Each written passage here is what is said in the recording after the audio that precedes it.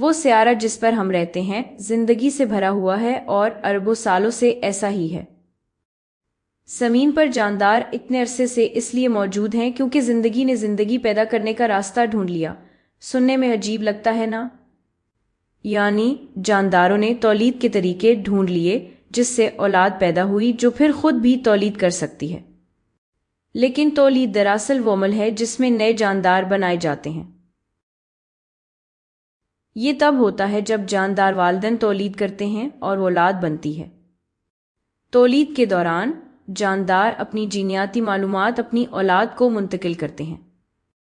یہ جینیاتی معلومات اولاد کی نشوونما اور بڑھوتری کا نقشہ فراہم کرتی ہے، اور یہی طریقہ ہے جس سے خصلتیں ایک نسل سے دوسری نسل تک پہنچتی ہیں۔ زمین پر جانداروں کے تولید کرنے کے دو اہم طریقے ہیں۔ یہ یا تو بے جنسی تولید کے ذریعے ہوتا ہے یا جنسی تولید کے ذریعے۔ چلے سب سے پہلے بے جنسی تولید کو آسان الفاظ میں سمجھتے ہیں۔ بے جنسی تولید میں صرف ایک والد ہوتا ہے جو اولاد پیدا کرتا ہے۔ اسی وجہ سے اولاد اپنے سارے جینز اسی ایک والد سے حاصل کرتی ہے۔ اس کا مطلب یہ ہے کہ بے جنسی تولید میں اولاد جینیاتی طور پر اپنے والد جیسی ہی ہوتی ہے، یعنی ان کے پاس جینز کا وہی مجموعہ ہوتا ہے۔ مختلف قسم کے خرد نامیے پودے اور یہاں تک کہ حیوان بھی بے جنسی تولید کر سکتے ہیں۔ خرد نامیے میں بے جنسی تولید کی ایک مثال بیکٹیریا میں دیکھی جا سکتی ہے۔ یہ اس لیے ہے کیونکہ وہ بے جنسی تولید کی ایک خاص قسم استعمال کرتے ہیں جسے دوہری انشقاق کہتے ہیں۔ اس عمل کے دوران ایک بیکٹیریا خلیہ بڑھتا ہے، اپنے جینز کی نقل بناتا ہے اور پھر دو ایک جیسے خلیوں میں تقسیم ہو جاتا ہے، بالکل جیسے کوئی کاپی مشین ہو۔ پودے بھی بے جنسی تولید کر سکتے ہیں۔ مثال کے طور پر کچھ پودے اپنی ہی شاخوں سے اولاد اگاتے ہیں۔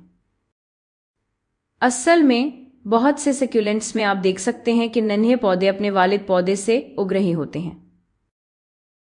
یہ ننھے پودے اپنے والد پودے جیسے ہی جینز رکھتے ہیں، اور اگر آپ انہیں الگ کر کے مٹی میں لگا دیں تو یہ خود بھی بڑھ سکتے ہیں۔ آخر میں اور دلچسپ بات یہ ہے کہ مختلف حیوان بھی بے جنسی تولید کر سکتے ہیں۔ اس کی ایک مثال سٹار فش یا سی سٹار میں دیکھی جا سکتی ہے۔ کچھ سٹارفش کی نوع ایسی ہوتی ہیں جو اپنے آپ کو کئی حصوں میں تقسیم کر لیتی ہیں اور پھر ہر حصہ ایک نئی سٹارفش بن جاتا ہے، اور چونکہ ان کے جینز ایک جیسے ہوتے ہیں اس لیے ہر نئی سٹارفش اپنے اثر جیسی ہوتی ہے۔ اب جب کہ ہم بے جنسی تولید کو دیکھ چکے ہیں تو آئیے جنسی تولید کی طرف بڑھتے ہیں۔ بے جنسی تولید کے برعکس جنسی تولید میں ایک کی بجائے دو والدین شامل ہوتے ہیں جو مل کر اولاد پیدا کرتے ہیں۔ یہ اس لیے اہم ہے کیونکہ اس کا مطلب ہے کہ اولاد اپنے جینز کا آدھا حصہ ایک والد سے اور آدھا حصہ دوسرے والد سے حاصل کرے گی۔ اسی وجہ سے جنسی تولید میں پیدا ہونے والی اولاد جینیاتی طور پر مختلف ہوتی ہے، یا ان کے جینز کا مجموعہ دونوں والدین سے الگ ہوتا ہے۔ اسی وجہ سے جینز کے منتقل ہونے کے طریقے کی وجہ سے دو والدین سے جینز کے بے شمار مختلف مجموعے اولاد کو مل سکتے ہیں۔ یعنی اس کا مطلب یہ ہے کہ جنسی تولید سے پیدا ہونے والی اولاد میں اپنے بہن بھائیوں کے درمیان جینیاتی تنوع بہت زیادہ ہوتا ہے۔ اسے بہتر سمجھنے کے لیے آئیے میں آپ کو اپنے کتوں کی مثال دیتی ہوں۔ یہ دونوں بھائی بہن ہیں، اس لیے ان کے والدین ایک ہی ہیں، جنہیں میں نے یہاں ڈرائنگ میں دکھایا ہے۔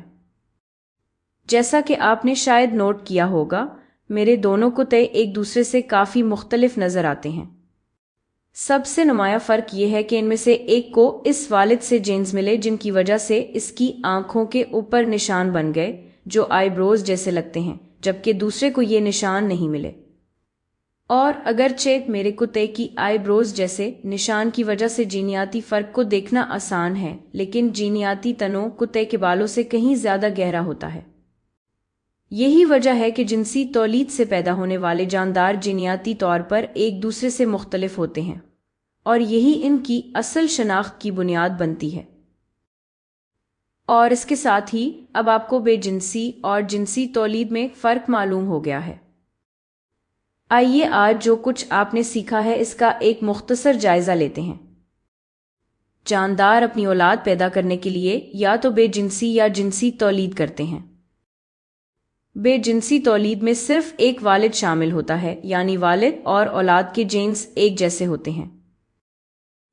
جنسی تولید میں دو والدین شامل ہوتے ہیں اور اس میں پیدا ہونے والی اولاد جینیاتی طور پر دونوں والدین سے منفرد ہوتی ہے، اور یہ سب کچھ اس بات کو ظاہر کرتا ہے کہ زمین پر زندگی کتنی حیرت انگیز اور منفرد ہے۔